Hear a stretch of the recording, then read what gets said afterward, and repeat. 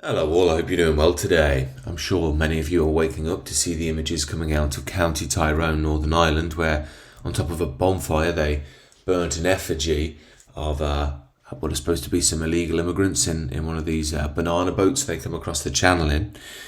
Now, no doubt an unfortunate image, but before I begin, do be mindful to be careful what you say online. I've no doubt this will go down as a hate crime and there'll be some arrests. And I dare say the powers that be will be scouring social media over this. Remember, the Starminator takes no prisoners, or in fact, he very much does take prisoners, and that's the issue. My point here is, though, the situation is hotting up, no pun intended, and there's a lot to explore with this. If we strip away the context, there's no doubt it's a powerful and disturbing image, and I think it does speak to the state that Britain's in. Now, personally, I wouldn't promote or engage in this sort of behaviour. I don't think it's wise. There's a cruelty to it, but it does symbolise what's going on in modern Britain. On the political level, I don't think it's particularly helpful either. It brings to mind Bob Villain. On the left, you had this sort of crazed, angry figure who you can tell has been wound up by the system, yelling at the Glastonbury crowd, knowing it's going to go nationwide about how the Brits aren't going to get their country back and to go F ourselves. And, this is extremely cold, cruel, callous behaviour. And it, as I said at the time, it exposes something I think many of us have known with the modern left for a while. I think you can forgive, naive youngsters for being left-wing. They still believe that it's all about, flowers and kindness and compassion. But really, if people are still into it beyond the age of, 25, you start to realise they're normally quite angry people, and they're not quite so peaceful and loving deep down. In fact, something very rotten in the state of Denmark. Incidentally, that Bob Villain seems to be able to get away with his comments on Britain and the British, because it's all become about Israel, and he's very much riding that train now, like, I'm the rebel, and all that sort of thing. The real issue here is what he said about the British, but that's been forgotten.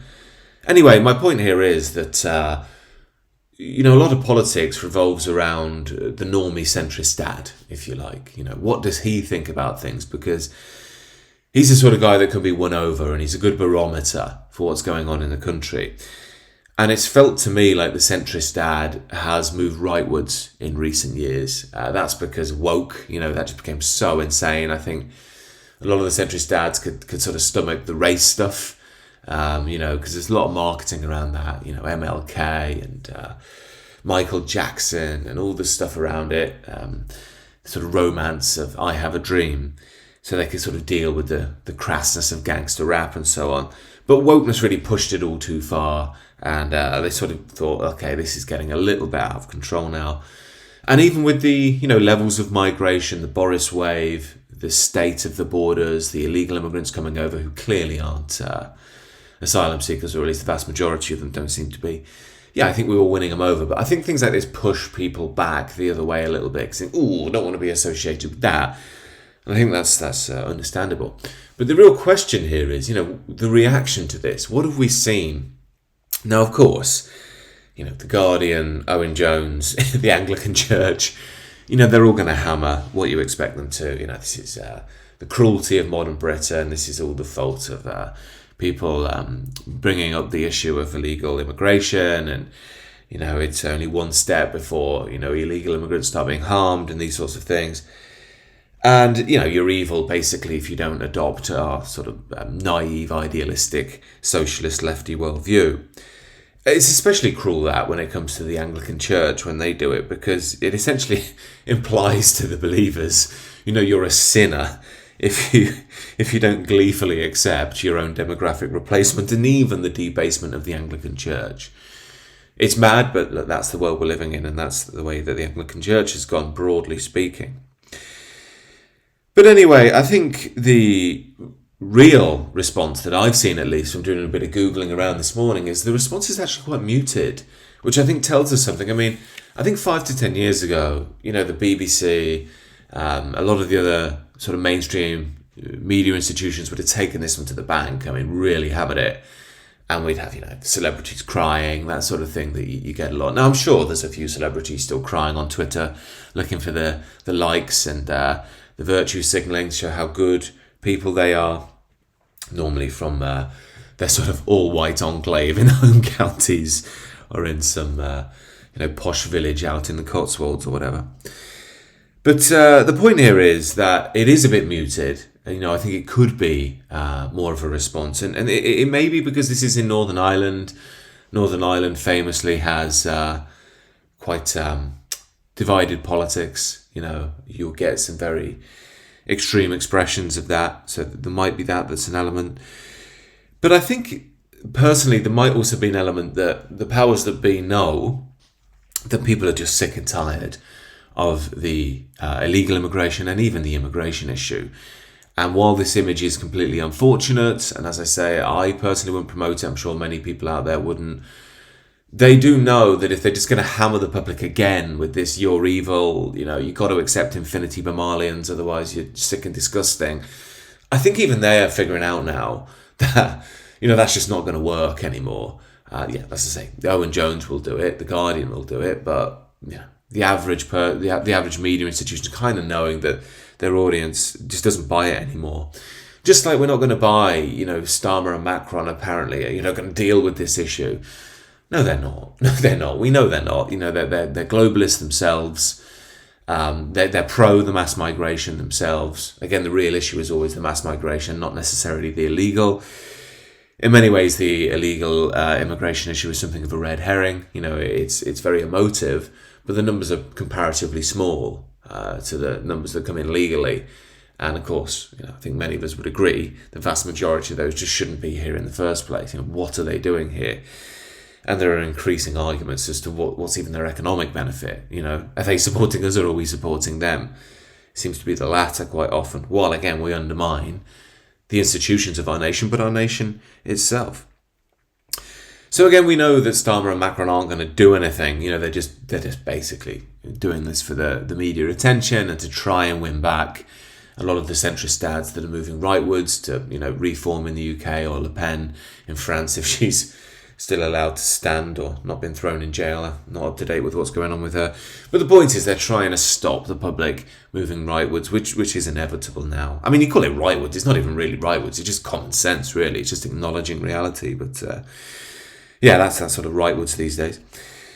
But as I say, while look, I don't promote these sorts of things. While I can see that it's ugly, there's a cruelty to it. We have to open our eyes and say, look, this is just the beginning of what's coming, unfortunately. And the real blame for these things, in my view, is on the Liberal regime. They've had decades to sort out this issue. About 30 years now, the public have said, all right, slow down the immigration, secure the borders. In every vote we've had, really, since Blair, we asked for this, We want proper borders, we want you to limit the amount of people coming in, and we want you to sort out these illegal migrants in the Channel. And year after year, vote after vote, they just don't do anything.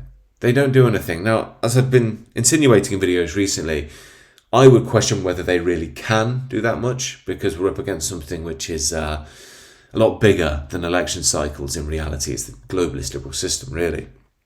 But the point is, Keir Starmer is somewhat right in that he's been left with this problem. He says there's a lot of the Tories left with the problem. Well, that's true, but he's not going to do anything about it either.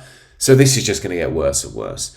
And yeah, sure, The Guardian and Owen Jones can point the finger and say, oh, you hate the migrants, or what's the one they like? Oh, it's the rich, the rich, just convincing you to blame the migrants when you should hate them and be happy about infinity Bamalians coming into your country because, they enrich everything. They're better than you.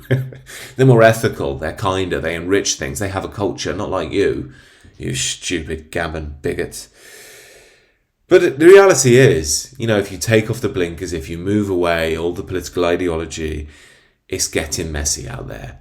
It's getting messy out there. People are increasingly on the edge. They feel like they're losing their home, because I would argue they have good reason for that. And they're tired of these, upper class elites. There's this blonde lady, so typical of the modern Western world. She's everywhere when you get these issues. Promoting mass immigration, promoting illegal immigration.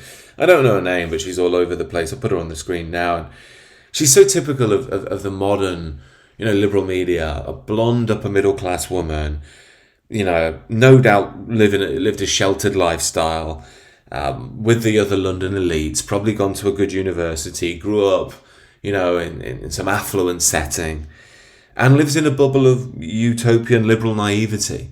Probably thinks she's a good person, a better person than you. And I don't doubt women like that are just naive. I don't think they're particularly evil. There are evil people behind this. I don't think women like that are particularly evil. I think they really do just buy into the liberal naivety. I think it says something about them as people. I'm a good person, Of course, they don't realise if they keep promoting this infinity immigration thing, their lovely utopian liberal bubbles will eventually burst too. And these people have to be protected from themselves, but we're a bit beyond that now, aren't we? I mean, the situation is already out of control. So to me, it's all very simple. Yeah, these images are unfortunate. I don't promote them at all. I can see why people would be disturbed by them. But it's simple. You've got to handle the issue. If you don't handle it, it's going to get a lot worse than bonfires in Northern Ireland. A lot worse. And again, I'm not promoting violence, not promoting hatred towards any group. I have to be very clear on that in this day and age for obvious reasons. The reality is the liberal system has set up this problem and then wants to point the finger at people out there. It's them that's done it. And if they don't solve it, if they don't really work with everything to get a grip on this illegal immigration and legal immigration issue, it's going to get a lot worse. Anyway, these are my thoughts on all of this. Do let me know what you think down below. Do consider subscribing to the channel if you're new. Enjoy the rest of your day.